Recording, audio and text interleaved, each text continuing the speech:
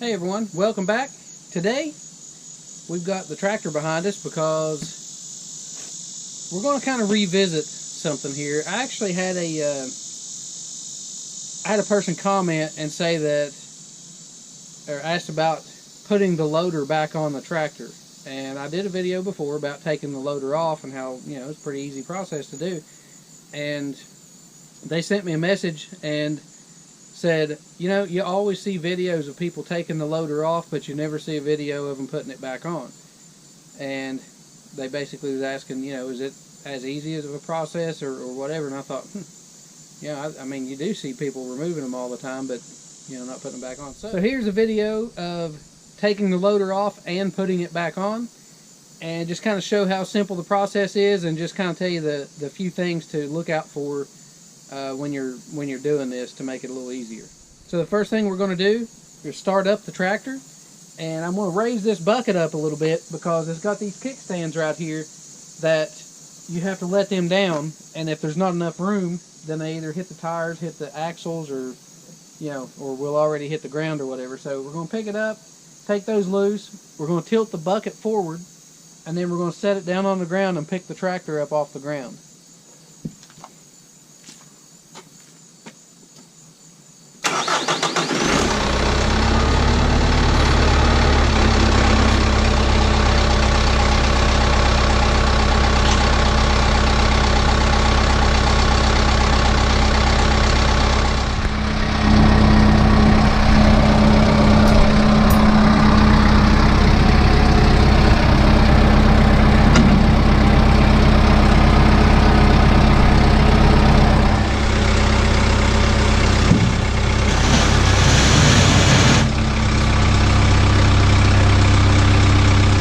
So once you pick the loader up off the ground, what that does is loosens these pins up right here so that these pins will just come out freely. So you just pull them out, one on each side, drop them down in their holder. So the next step is we're going to tilt the bucket back down flat, and what that's going to do is let the tractor back down, plus it's going to set the stands on the ground, and as the bucket goes flat where the pins were at, this will lift up and come right out of the bracket.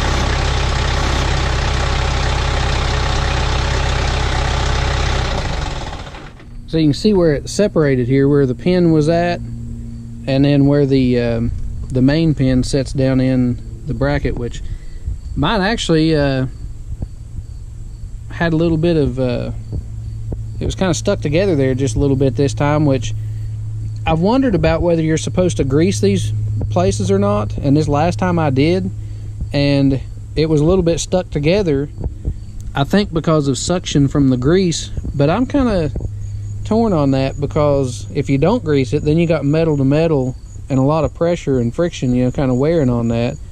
But then when you grease it, dirt sticks to it and can also cause that to stick on there, which it did this time. So I don't know, I have to look into that a little bit closer and see if they recommend you greasing these or just leaving them dry.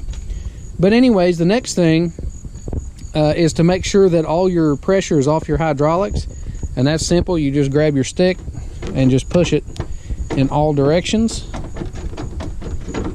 and that puts your front loader into a neutral position. Everything will kind of settle down into that neutral area, and then you're ready to unhook your hoses.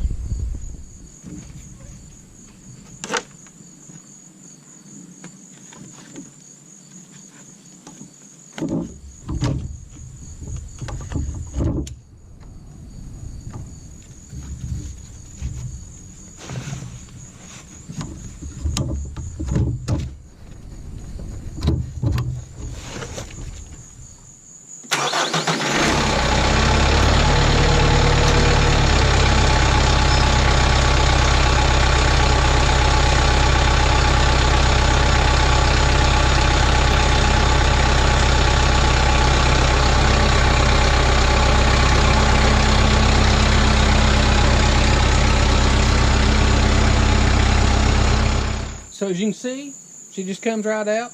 But we're going to jump right back in there and put it back on.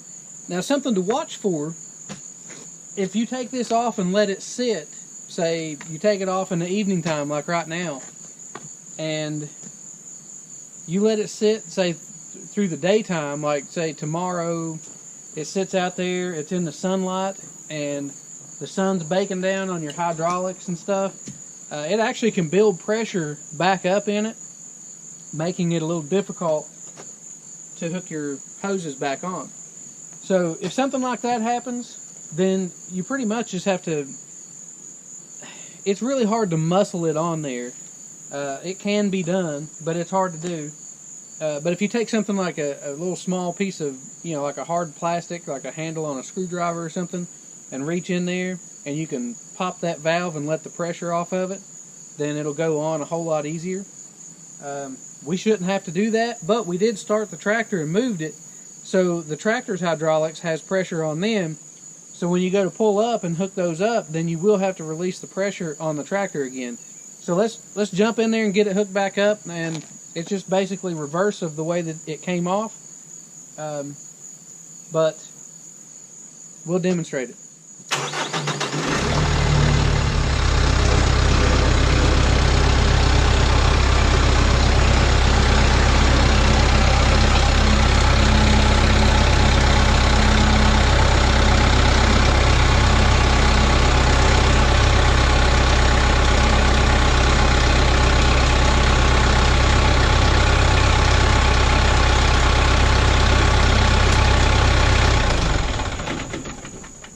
So I'm going to go ahead and release the pressure on the hoses by grabbing my stick, going in all directions with it.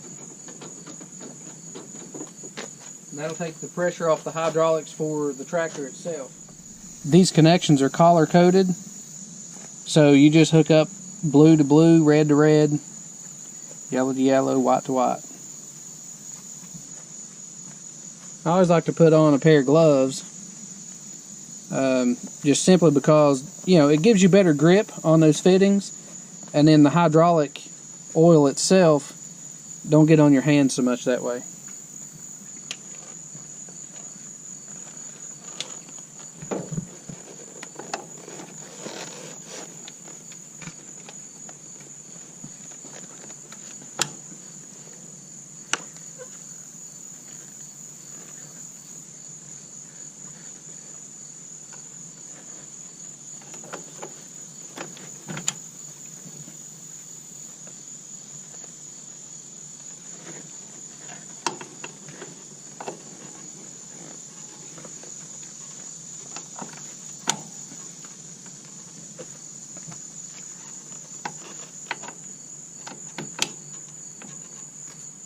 We're just going to tilt our bucket again, and you can kind of experiment with this. Like it's not hard to figure out like what direction you need to go.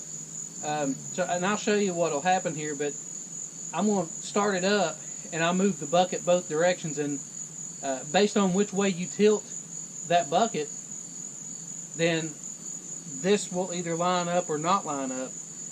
And a lot of times too, you want to make sure that if you're all the way pulled up against the brackets, you want to let off on the parking brake.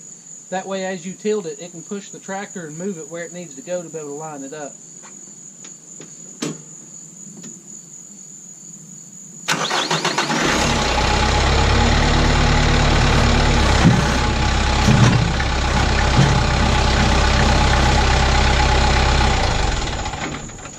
And you can raise that thing up, you know, way away from the brackets, and you can see my tractor can free float.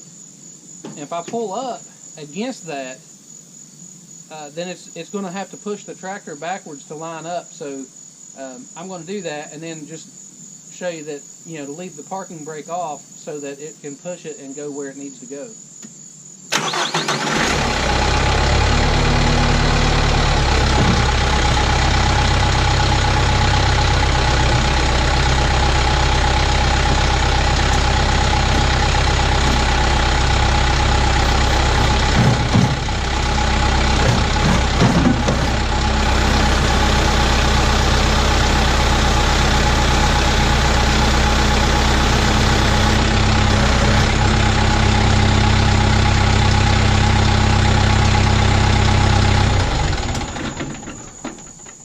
as you can see, as you push it back, you raise the front end back up off the ground again, and that lines your pins back up to lock it into place. So then you can just reach up, grab the pins, slide them in, and drop that down in the hole.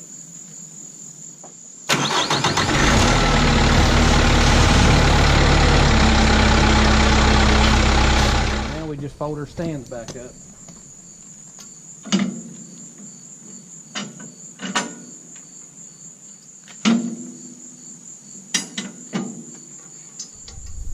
If anybody's wondering what these extra hoses are that I've got hanging off here, I actually run those to the back of the tractor, and in most cases you won't have to deal with these, and I unhooked them and moved them whenever I unhooked the loader, and you probably seen them draped over the side, but that's what I run my grapple off of.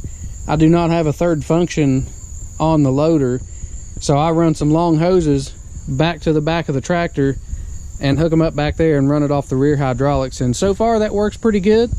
It's a little inconvenient, you know, as far as being able to do multiple functions at once, and you know, because your right hand is controlling the loader, and then the other hand is or the same right hand has to control the third function on the back, and you can't do those functions all at the same time.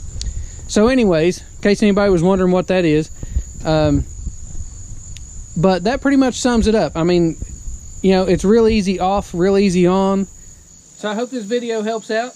Like I say, it's pretty easy to do, and however long this video is pretty much how long it took to do this. You know, I'm not cutting out a bunch of stuff and making it a shorter video than what is actually there, and that includes all the talking time. So if I was in there and not explaining anything and jumped in there and was taking the loader off, putting it back on, you're probably talking taking it off and putting it on 5 minutes or less. And so it's a real quick, easy process. You know, like I say, I've done the video before. This is kind of a revisit to doing this, but like I say, I had somebody comment and ask about putting it back on, and so they'd never seen videos with it going back on. So here it is. This is a video showing it coming off and going back on. So hope this helps everybody out, and if you like videos like this, make sure you click that thumbs up, subscribe, and thanks for watching.